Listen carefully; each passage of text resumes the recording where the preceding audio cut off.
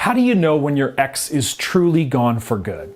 Like, how can you tell when it's truly hopeless and you should give up all hope of ever getting back together?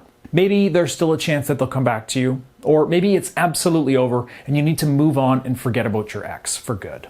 Well, by the end of this video, you'll be able to evaluate your own situation and figure out the answers to these questions. You'll know if they're gone for good or if there's still a decent chance you might be able to win them back. I'm Breakup Brad Browning, a world-renowned breakup coach with over 12 years of experience and over 130,000 satisfied clients under my belt. So suffice to say that I know breakups pretty well because I've seen it all. Now, you're probably watching this video because you want your ex back, right? Or at least you think you might still want your ex back. If you're done completely with your ex and you never want them back, then this video might still actually be helpful, but it is mainly made for those who are hoping to get another chance with their ex.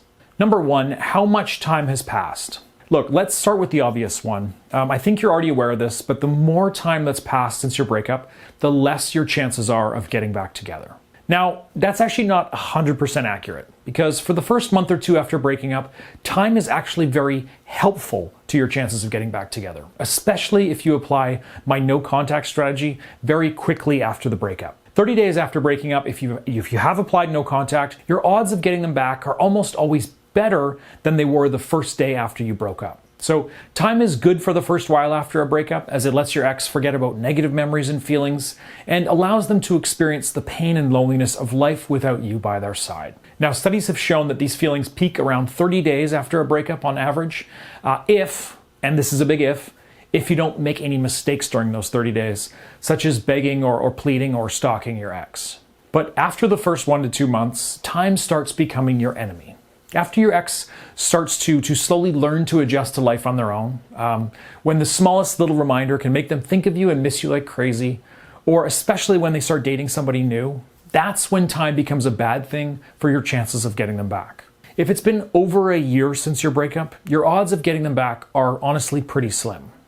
It's time to start moving on and prepare for life without your ex.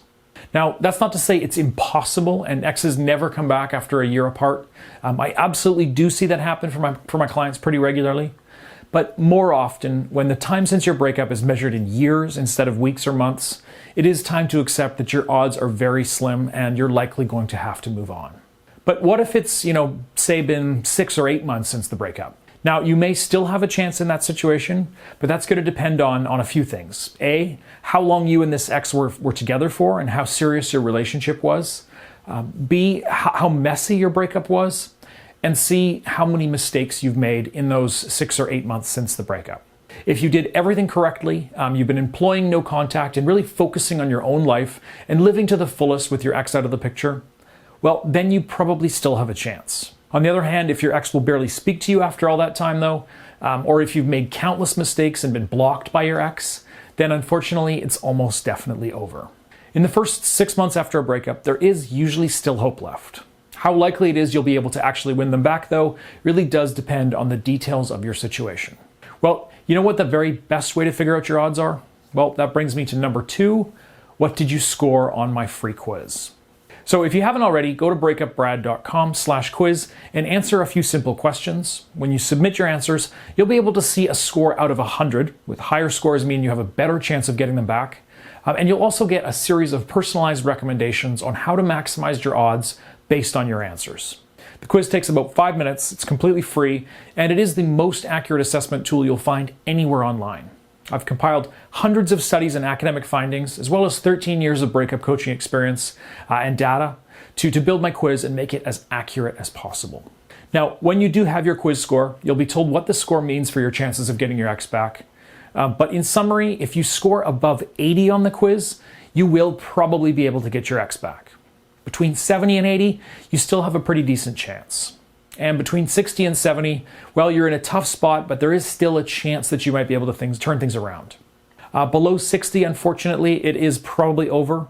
And if your score is that low, like in the 50s or below, it's almost certainly time to let go of your ex for good. Again, take the quiz for yourself for free at breakupbrad.com/quiz. Number 3, how angry or upset is your ex? So no two breakups are identical. Some end in a mutual agreement where you both decide it's time to take some time apart. or others end, with a furious argument, nasty, hateful insults, and lots of tears. Well, the factors that led to your breakup, like if you cheated on your ex with their best friend, for example, have an obvious impact on how likely it is that you'll ever be able to start over in the future. Generally speaking, the most extreme situations where your ex told you never to speak to them ever again, blocked your number, and threw all your belongings in a box at the curb when they kicked you out, those are going to be the least likely to ever be reversible. Now, that's not to say that this kind of anger won't fade from your ex's mind, and you can even do things to help them let go of those negative feelings and that bitterness, but it's going to be a lot harder than if you broke up more amicably. So look back at your own actions and behaviors before, during, and immediately after the breakup. Did you commit some seriously unforgivable offense like cheating on your ex or stealing from them? Yes, I actually had a coaching client last week who had stolen money from his ex's wallet multiple times. Anyways, if so, did you apologize sincerely and make it clear to your ex that you understood your mistakes and that you regret making them? If you ended on good terms and your ex appeared to be hurting just as much as you did during the first while after breaking up, then you're probably in a good position to get them back. No guarantees, of course, but it's a much better situation to be in than if you slept with their best friend. And on a similar note, another factor that will determine whether your ex is gone for good or not is number 4, has your ex appeared to struggle with the breakup or sent you mixed signals? So most of the time, a breakup hurts just as much for the one who initiates it as it does for the person being dumped.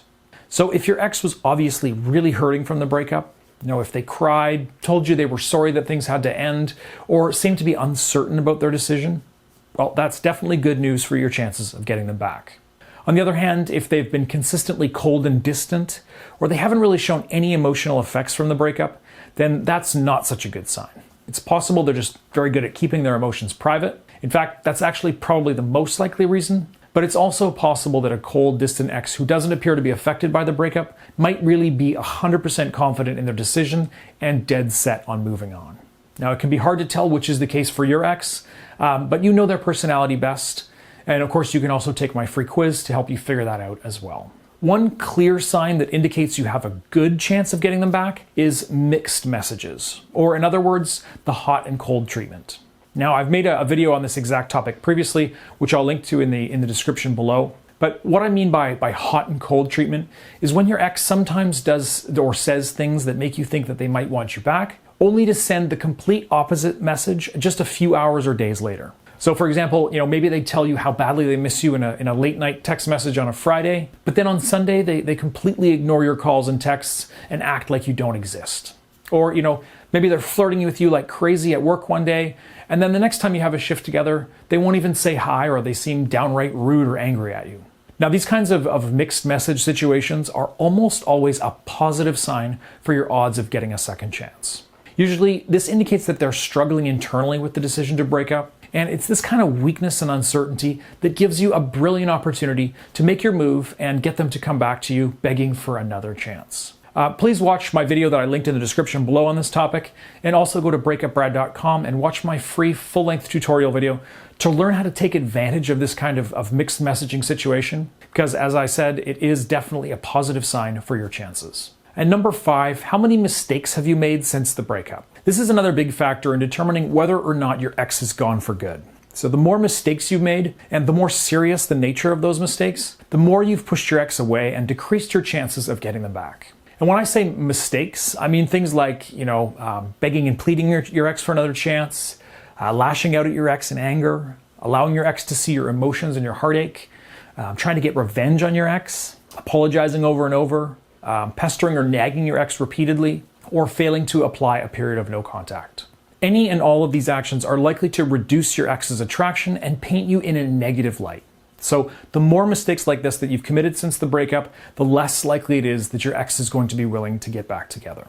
Now, in many cases, you can commit some of these errors and still have a chance to win them back. Unfortunately, though, there's always the possibility that you might have done so much damage that your ex is gone for good. Again, taking my free quiz will help you figure out how badly you've hurt your chances with any mistakes to date. Now, for more on how to undo the mistakes you've made since breaking up, please click the little icon in the top corner here and watch my previous video on that topic, and I'll also put a link to it in the description below. But if you're guilty of committing any of the negative behaviors that I mentioned earlier, you should definitely watch that video and find out how to reduce some of the damage that you've already caused. Number 6, is your ex already with someone new? So if your ex is with somebody new already, it means one of two things. Either they're in a rebound relationship that won't last long, and if this is the case in your situation, then you still have a great chance of getting them back, especially if it's still in the first 4 to 6 weeks since the breakup.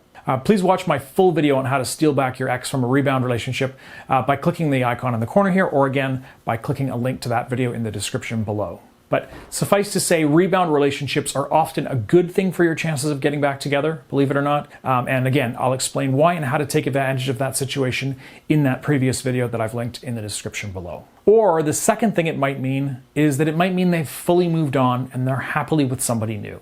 So if they've been with somebody for more than 6 to 8 weeks now, or if you can clearly tell their relationship with this new person is serious, well, that's a whole different story, unfortunately. In those kinds of situations, your odds are almost zero, or at least they're so slim that you should definitely start moving on with life and assume they're not coming back. Basically, it all boils down to whether your ex is in a short-term fling intended to help them cope with your breakup, in other words, a rebound relationship that's not going to last long, or whether this new person is a serious romance that's going to get serious and last a long time.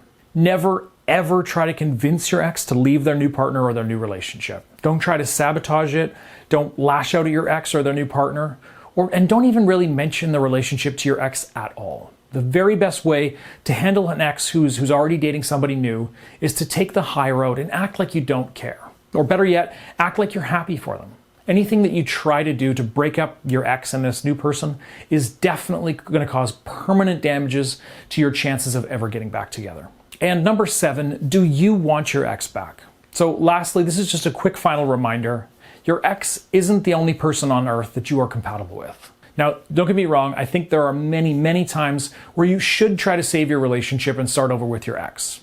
And for many of you watching, that is probably the right way forward. But be sure to think it over. Will things actually be different next time around if you do get back together? Is there a long-term realistic future for you together? And most importantly, when you're in those moments when your heart is aching and you miss your ex like mad, ask yourself, do I miss my ex specifically, or do I just miss being in a relationship and having someone to share my life with? Now, if it's definitely your ex that you miss specifically, and not just, having a loving partner and a committed relationship, then you should definitely keep fighting for another chance with them. On the other hand, maybe some of you watching will realize that your ex wasn't actually the perfect match for you in the first place, and that you could end up just as happy in the long term by finding somebody new to replace them. It's up to you to decide, and I'm not gonna try and tell you which is the right path forward. But I will, of course, be there if you need some guidance or a second opinion from an experienced coach. And if you want to work with me one-on-one, just visit breakupbrad.com/coaching and sign up right now to get started. But whatever you decide, folks, I wish you the very best of luck. I hope you quickly find happiness, whether that means getting your ex back or finding somebody new who makes you just as happy as your ex did.